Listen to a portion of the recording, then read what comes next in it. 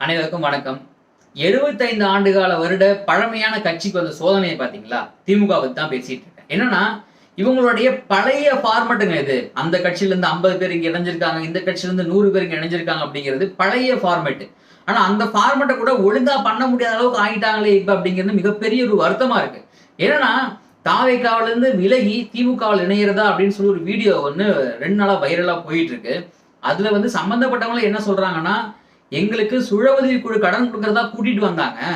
கூட்டிட்டு வந்து இந்த துண்டை எடுத்து போட்டு இந்த துண்டை போடுங்க, இதை கிழிச்சு போடுங்க. நீங்க இதை மட்டும் பண்ணுங்க. நாங்க வீடியோ எடுத்துக்கிறோம், நாங்க ஷூட் பண்ணிக்கிறோம் அப்படின்னு சொல்றாங்க அப்படின்னு. அப்போ இங்க நிறைய பேர் விஜய் அவர்கள் சினிமாவில இருந்து அரசியலுக்கு வராரு. சினிமாவில இருந்து அரசியல் வர நடிகர் பின்னாடி ஏன் போறீங்க அப்படின்னு கேட்கறாங்க. ஆனா இப்போ 75 வருட பழமையான கட்சியே பாத்தீங்கன்னா ஒவ்வொரு இடத்துலயும் கேமரா எடுத்துட்டு போய் அவங்க சினிமா எடுத்துக்கிட்டு இருக்காங்க. என்ன பெரிய ஒரு கொடுமையாக இருக்கு. சினிமா எடுத்து அரசியல ஜெயிக்கலாம் அப்படின்னு நினைக்கிறாங்க. ஆனா சினிமால இருந்து ஒருத்தவங்க அரசியல் வந்தாங்கன்னா அவங்க வந்து நடிகர் கூத்தாடி அப்படின்னு விமர்சனம் பண்றாங்க. இது என்ன மாதிரி அரசியல்னு புரியல. உங்களால எதுவுமே பண்ண முடியலையே அப்படின்னு இருக்கு. மறக்காம ஃபாலோ பண்ணிக்கங்க. நானும் விசாரிக்கிறேன்.